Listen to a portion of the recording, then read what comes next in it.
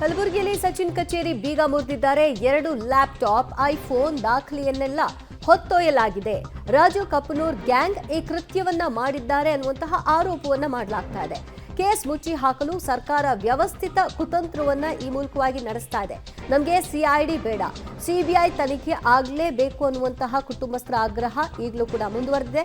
ಮೃತ ಸಚಿನ್ ಸಹೋದರಿ ಸುರೇಖಾ ಅವರು ಈ ಕುರಿತಾಗಿ ಪಟ್ಟಣ ಹಿಡಿದಿದ್ದಾರೆ. ಸಚಿನ್ ಗುತ್ತಿಗೆದಾರ ಅಂತ ನಾವು ಹೇಳಿಲ್ಲ ಅಂತ ಕೂಡ ಅವ್ರು ಹೇಳಿದ್ದಾರೆ. ಪಬ್ಲಿಕ್ ಟಿವಿಗೆ ಹಾಗಾದ್ರೆ ಸಚಿನ್ ಸಹೋದರಿ ಹೇಳಿದಂತಹ ವಿಚಾರಗಳೇನು ನೋಡೋಣ. ಬೀದರ್ನ ಸಚಿನ್ ಏನು ಒಂದು ಇವಾಗ ಗುತ್ತಿದಾರ ಆತ್ಮಹತ್ಯೆ ಪ್ರಕರಣ ಏನಿದೆ ಅದು ಈಗ ಗುತ್ತಿದಾರ ಅಲ್ಲ ಅನ್ನುವಂಥ ಮಾತು ಕೇಳಿ ಬರ್ತಾ ಇರುವಂಥದ್ದು. ಹೀಗಾಗಿ ಒಂದು ರೀತಿಯ ಗಡಿ ಜಿಲ್ಲೆ ಬೀದರ್ನ ಏನೊಂದು ಅವ್ರ ಫ್ಯಾಮಿಲಿ ಇದೆ, ಒಂದು ರೀತಿಯ ಈಗಾಗಲೇ ಒಂದು ರೀತಿಯ ನ್ಯಾಯಕ್ಕಾಗಿ ಏನು ಮೊರೆ ಇಡ್ತಿರುವಂಥದ್ದು. ಆದರೆ ಒಂದು ರೀತಿಯ ಈಗ ಏನೋ ಒಂದು ರೀತಿಯ ಟ್ವಿಸ್ಟ್ ಸಿಗ್ತಾ ಇದೆ, ಅದು ಒಂದು ರೀತಿಯ ಇದನೋ ಇಲ್ಲೋ ಅನ್ನುವಂಥದ್ದು ಅವ್ರಿಗೂ ಕೂಡ ಒಂದು ರೀತಿಯ ಆಘಾತ ಆಗ್ತಿರುವಂಥದ್ದು. ಯಾಕಂದರೆ ಪ್ರಕರಣವನ್ನು ಏನು ಒಂದು ರೀತಿಯ ಟ್ವಿಸ್ಟ್ ಮೇಲೆ ಟ್ವಿಸ್ಟ್ ಆಗ್ತಾ ಇರೋದು. ಹಾಗಾಗಿ ಒಂದು ರೀತಿಯ ಏನು ಮಾಡಬೇಕು ಅನ್ನೋಂಥದ್ದು ಅವ್ರಿಗೆ ತೋರಿಸ್ತಲ್ಲ. ಹಾಗಾಗಿ ಅವ್ರನ್ನೇ ಕೇಳೋಣ ಏನು ಆಗಿದೆ ಆ್ಯಕ್ಚುಲಿ ಅನ್ನುವಂಥದ್ದು. ಮೇಡಮ್, ಈಗ ಪ್ರಮುಖವಾಗಿ ಏನು ಸಚಿನ್ ಸೂಟೆಡ್ ಮಾಡ್ಕೊಂಡಿದ್ದಲ್ಲ, ಸೊ ಆ ಟೈಮಲ್ಲಿ ಈಗ ಗುತ್ತಿದಾರ ಅನ್ನುವಂಥದ್ದು, ಈಗ ಗುತ್ತಿದಾರ ಅನ್ನುವಂಥದ್ದು ಹೇಳ್ತಾ ಇದ್ದಾರೆ. ಏನಂತೀರಿ ಇದು ಗುತ್ತಿದಾರ ಅಲ್ಲ ಅಂತ ಹೇಳ್ತಾರೆ? ನಾವು ಫಸ್ಟಿಗೂ ಹೇಳಿವ್ರಿ, ಅವ್ರು ಡೆಟ್ ನೋಡಿದಾಗ ಏನು ವರ್ಕ್ ಮಾಡ್ತಾನಂತ ಪೂರಾ ಡೀಟೇಲ್ ಆಗಿ ಬರ್ದಾನ್ರಿ. ಅವ ಗುತ್ತಿಗೆದಾರ ಆಗಿ ವರ್ಕ್ ಮಾಡ್ತಾನಂತ ನಾವು ಯಾವತ್ತೂ ಹೇಳ್ಕೊಂಡಿಲ್ಲ ಸರ್. ಆಯ್ತು, ಅವತ್ತು ಗುತ್ತಿಗೆದಾರ ಸಂಘದವ್ರು ಕೇಳಿದ್ರಿ ನಮಗೆ ಅವ್ನು ಏನಾದರೂ ಲೈಸೆನ್ಸ್ ಇತ್ತಂದ್ರೆ ಸರ್ ನಮಗೆ ಗೊತ್ತಿಲ್ಲ ರೀ, ಅವ್ನು ಏನು ವರ್ಕ್ ಮಾಡ್ತೀನಿ ಎಲ್ಲ ಗುಲ್ಬರ್ಗ ಆಫೀಸ್ದಾಗದ, ಅದು ಆಫೀಸ್ ಇವಾಗ ಡಿಸ್ಟ್ರಾಯ್ ಮಾಡ್ಯಾರ ಅಂತ ಅವತ್ತೂ ಹೇಳಿ ಸರ್, ಇವತ್ತೂ ಹೇಳತ್ತೀವಿ ರೀ. ಅವ್ನು ಎಲ್ಲ ಡಾಕ್ಯುಮೆಂಟ್ಸ್ ಎಲ್ಲಿದ್ದು ಅಂದ್ರೆ ಗುಲ್ಬರ್ಗಕ್ಕೆ ಇದ್ದು ಸರ್ ಅಷ್ಟೇ. ಅವ್ನ ಹತ್ರ ಲೈಸೆನ್ಸ್ ಇತ್ತು ಇಲ್ಲೋ ಅದು ನಮಗೆ ಗೊತ್ತಿಲ್ಲ ಸರ್. ಸರ್ ಅದೇ ರೀ, ಡೇ ಬೈ ಡೇ ಏನು ಮಾಡ್ಲತ್ತಾರ ಗೊತ್ತದ ರೀ ಸರ್. ಇವತ್ತು ಲೈಸೆನ್ಸ್ ಇಲ್ಲ ಅಂತಾರೀ, ನಾಳೆಗೆ ಅದು ಹ್ಯಾಂಡ್ ರೈಟಿಂಗ್ ಇಲ್ಲ, ರಾಜು ಕಪ್ನೂರ್ ಜೊತೆ ಕೆಲಸನೇ ಮಾಡಿಲ್ಲ, ಅಥವಾ ಹುಮ್ನಾಬಾದ್ದಾಗೆ ಕೆಲಸ ಮಾಡಿಲ್ಲ ಅಂತ ಹುಟ್ಟಿ ಹಾಕ್ತಾರ್ರಿ. ಸರ್ಕಾರ ಅವ್ರದೇ ಅದ ಸರ್, ಈಗ ಏನು ಬೇಕಾದ್ರೂ ಮಾಡ್ತಾರೆ. ನಮ್ಮ ಟೋಟಲಿ ಕೇಸ್ ಮುಚ್ಚಾಕ್ಬೇಕಂತ ನೋಡ್ಕೊಳತ್ತಾರ ಸರ್. ಅದಕ್ಕೋಸ್ಕರ ನಮಗೆ ಸರ್ಕಾರ ಮೇಲೆ ನಂಬಿಕೆನೇ ಉಳಿದಿಲ್ಲ ಸರ್. ನಮಗೆ ಕೇಂದ್ರ ಸರ್ಕಾರದಿಂದ CBI ತನಿಖೆ ಆಗ್ಬೇಕಂತ ನಿಮ್ಮ ಮೂಲಕ ಕೇಳ್ಕೊತೀನಿ ಸರ್ ಅಷ್ಟೇ ರೀ. ಇನ್ನೂ ಬಂದಿಲ್ಲ ಸರ್, ಅವ್ರು ಏನು ಅಪ್ಡೇಟೇ ಕೊಡ್ಲತ್ತಿಲ್ರಿ. ಡೆತ್ ಆಯ್ತಿಲ್ಕೆ ಅವ್ನ ಹತ್ರ ಏನೇನವ ಅಂತ ಅವ್ರು ನಮಗೆ ರಿಸೀವ್ಡ್ ಕಾಪಿ ಕೊಡ್ಬೇಕಿತ್ತಂತ ಅದನ್ನು ಕೂಡ ಕೊಟ್ಟಿಲ್ರಿ ಅವ್ರು ನಮಗೆ. ಇನ್ನ ತಕ್ಕ ಹ್ಯಾಂಡ್ ರೈಟಿಂಗ್ ಮ್ಯಾಚ್ ಆಗ್ಯದ ನಿಮ್ಮ ತಮ್ಮಂದಂತೂ ಕೂಡ ನಮಗೆ ಇನ್ಫಾರ್ಮ್ ಮಾಡಿಲ್ಲ ಅಂದಮೇಲೆ ಅವ್ರು ಯಾವ ಥರದಾಗ ನಂಬೇಕ್ರಿ ನಾವು ಹೇಳ್ರಿ? ನೀವು ನಮ್ಗೆ ಇನ್ಫಾರ್ಮ್ ಮಾಡಿ ನೀವು ಮಾಡ್ಬೇಕಲ್ರಿ. ಕೇಸ್ ಯಾರು ಹಾಕ್ಯಾರ? ನಾವು ಹಾಕಿವಿ, ಸರ್ಕಾರ ಹಾಕ್ಯಾರ ಅವ್ರ ಮೇಲೆ ಕೇಸ್. ನಾವು ಹಾಕಿ ಅಂದ್ಮೇಲೆ ನಮಗೆ ಅಪ್ಡೇಟ್ ಕೊಡಬೇಕಾ ಇಲ್ಲ? ನೀವು ಕೊಟ್ಟಿಲ್ಲ ಸರ್. ಇನ್ನ ಅವ್ರು ಬರ್ತಾರ ಅಂತ ಅಷ್ಟೇ ಗೊತ್ತಾಗ್ಯದ, ಇನ್ನೂ ತಕ್ಕ ಕಾಲ್ ಬಂದಿಲ್ರಿ ನಮಗೂ. ಬರ್ತಾರೋ ಬಿಡ್ತಾರೋ ಏನು ಕೇಳತ್ತಾರೋ ಟೋಟಲಿ ಕೇಸ್ ಮುಚ್ಚಾಕ್ಬೇಕಂತ ನೋಡ್ಲತ್ತಾರ ಸರ್.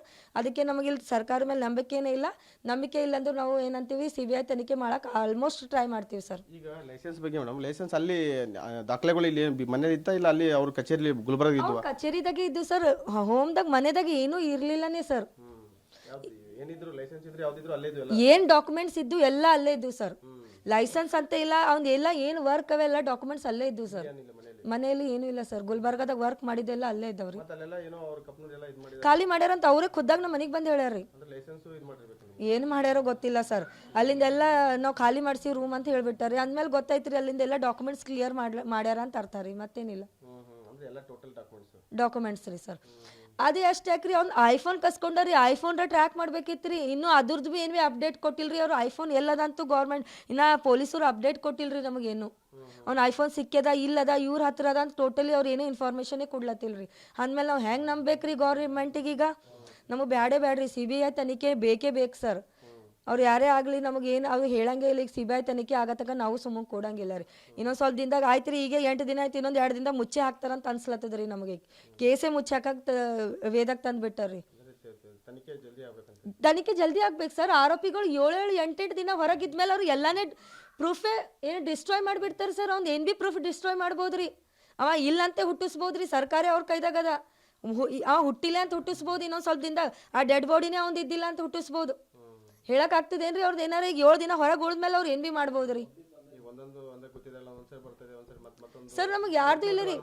ನಾವು ಮೊದಲಿನ ಹಿಡಿದು ಒಂಟಿಯಾಗಿ ನಿಂತಿದ್ದೇವೆ. ಎಲ್ಲರೂ ಸಹಾಯಕ್ಕೆ ಬಂದಾರ, ಇಲ್ಲ ಅಂತ ಹೇಳತ್ತಿಲ್ಲ ಸರ್. ಇವಾಗೂ ನಾವು ಟ್ರೈ ಮಾಡ್ತೀರಿ ನಮ್ಮ ಪರವಾಗಿ ನಾವು CBI ತನಿಖೆ ಬೇಕಂತ. ನಾವು ಯಾರಿಗೂ ಅಂದಿಲ್ಲಕ್ಕೆ ಗುತ್ತಿಗೆದಾರ ಸಂಘದವ್ರು ಬಂದು ನಮಗೆ ಸಹಾಯ ಮಾಡ್ರ ಅಂತ ಅವ್ರಾಗೆ ತಿಳ್ಕೊಂಡು ಗುತ್ತಿದಾರ ಅಂತ ತಿಳ್ಕೊಂಡು ಸಹಾಯಕ್ಕೆ ಬಂದಾರ ಸರ್. ಒಪ್ಕೋತೀನಿ, ಅವ್ರಿಗೆ ಟ್ಯಾಂಕ್ಸ್ ಹೇಳ್ತೀನಿ ರೀ. ಆದರೂ ಏನದ ರೀ, ನಾವು ಅವ್ನಿಗೆ ಲೈಸೆನ್ಸೇ ಇತ್ತು ಇವಾಗ ಸುಳ್ಳು ಹೇಳ್ತೀವಂತ ಏನೂ ಇಲ್ಲ ಸರ್. ಅವತ್ತೂ ಹೇಳಿದೆವು ಅವ್ನ ಹತ್ರ ಲೈಸೆನ್ಸ್ ಇತ್ತು ಇಲ್ಲ ಅಂತ ಅವತ್ತೂ ಹೇಳಿದೇವ್ರಿ. ಅವ್ನ ಹತ್ರ ಲೈಸೆನ್ಸ್ ಅದಾನೋ ಇಲ್ಲೋ ನಮಗೂ ಗೊತ್ತಿಲ್ಲ ಸರ್. ಅವ್ನೇನು ಡಾಕ್ಯುಮೆಂಟ್ಸ್ ಇದ್ದು ಗುಲ್ಬರ್ಗ ಆಫೀಸ್ದಾಗ ಇದ್ದು ಅಂತ ಹೇಳಿವಿ ಸರ್. ನ್ಯಾಯ ಬೇಕು ಸರ್. ಅವತ್ತಿನ ಹಿಡಿದು ಕೇಳತ್ತೀವಿ ಸರ್ CBI ತನಿಖೆ. ನಮಗೆ ನ್ಯಾಯ ಬೇಕ್ರಿ. ಯಾವ ಸರ್ಕಾರ ಯಾಕೆ ಹೇಳ್ತಿದ್ರಿ ನಮಗೆ ಇದೇ ತನಿಖೆ ಆಗ್ಬೇಕಂತ ಅವ್ರು ಯಾರು ಹೇಳೋರಿ? ನಮಗೆ ನ್ಯಾಯ ಬೇಕಲ್ರಿ. ನೀವು ತಪ್ಪಿಸ್ತಾರಿಲ್ಲ ಮೇಲೆ ನ್ಯಾಯಕ್ಕೆ ಯಾಕೆ ಅಂಜಿಲ್ಲತ್ತೀರಿ ನೀವು? ಆಗಲಿ CBI ತನಿಖೆ ಆಗಲಿ, ತಪ್ಪಿಸ್ತಿರಲ್ಲಲ್ರಿ, ತನಿಖೆ ಆಗಲಿ, ಮುಂದೆ ಬರ್ರಿ, ಅಷ್ಟೇ ರೀ ಸರ್ ನಮ್ದು. ಇದು ಪ್ರಮುಖವಾಗಿ ಏನೋ ಒಂದು ರೀತಿಯ ಸಚಿನ್ ಏನು ಸೂಸೈಡ್ ಮಾಡ್ಕೊಂಡು ಅವರ ಒಂದು ಕುಟುಂಬಸ್ಥರ ಮಾತಂತ ಹೇಳ್ಬೋದು. ಪ್ರಮುಖವಾಗಿ ಏನು ಒಂದು ಈಗ ಗುತ್ತೇದಾರ ಹೌದು ಅಲ್ಲ ಅನ್ನುವಂಥ ಚರ್ಚೆ ನಡೀತಾ ಇದೆ. ಅದು ಸಂಪೂರ್ಣವಾಗಿ ಇಲ್ಲಿ ಮನೆಯಲ್ಲಿ ಯಾವುದೇ ರೀತಿಯ ದಾಖಲೆಗಳಿರಲಿಲ್ಲ. ಎಲ್ಲ ಕಲಬುರಗಿಯ ಕಚೇರಿಯಲ್ಲಿ ದಾಖಲೆಗಳಿದ್ದು. ಅಲ್ಲಿ ಒಂದು ಕಪ್ನೂರು ರಾಜು ಕಪ್ನೂರು ಮತ್ತು ಅವರೆಲ್ಲ ಎಲ್ಲನೂ ಖಾಲಿ ಮಾಡಿದೆ ಅನ್ನುವಂಥದ್ದು. ಅಲ್ಲಿ ಏನು ಡಾಕ್ಯುಮೆಂಟ್ಸು ಏನು ಹೋಗಿದೆಯೋ ಇಲ್ಲೋ ಗೊತ್ತಿಲ್ಲ ಅನ್ನುವಂಥದ್ದನ್ನು ಅವರೀಗ ಅನುಮಾನ ವ್ಯಕ್ತಪಡಿಸಿರುವಂಥದ್ದು. ಕ್ಯಾಮರಾ ಆಸಿಫ್ ಜೊತೆ ಮಲ್ಲಿಕಾರ್ಜುನ್, ಗುಬ್ಬಿಗುಡ್ಡ, ಪಬ್ಲಿಕ್ ಟಿವಿ, ಬೀದರ್. ಸಚಿನ್ ಪಾಂಚಾಳ ಗುತ್ತಿಗೆದಾರ ಅಂತ ನಾವೆಲ್ಲೂ ಕೂಡ ಹೇಳಿಲ್ಲ. ಆತ ಗುತ್ತಿಗೆದಾರ ಹೌದೋ ಅಲ್ವೋ, ಪ್ರತಿಯೊಂದು ಡಾಕ್ಯುಮೆಂಟ್ಸ್ ಆತನ ಕಚೇರಿಯಲ್ಲೇ ಇದೆ. ಈಗಾಗಲೇ ಅವನ ಕಚೇರಿಯಲ್ಲಿದ್ದಂತಹ ಎಲ್ಲ ಡಾಕ್ಯುಮೆಂಟ್ಸ್ನ ಖಾಲಿ ಮಾಡಿದ್ದಾರೆ. ಇದರ ಅರ್ಥ ಏನು? ಮತ್ತು ಆರೋಪಿತ ಸ್ಥಾನದಲ್ಲಿರೋರು ಹೊರಗಿದ್ದಾಗ ಸಾಕ್ಷ್ಯ ನಾಶ ಆಗುತ್ತಲ್ವಾ ಅನ್ನುವಂಥ ಆತಂಕವನ್ನು ಕೂಡ ವ್ಯಕ್ತಪಡಿಸಿದ್ದಾರೆ ಸುರೇಖಾ.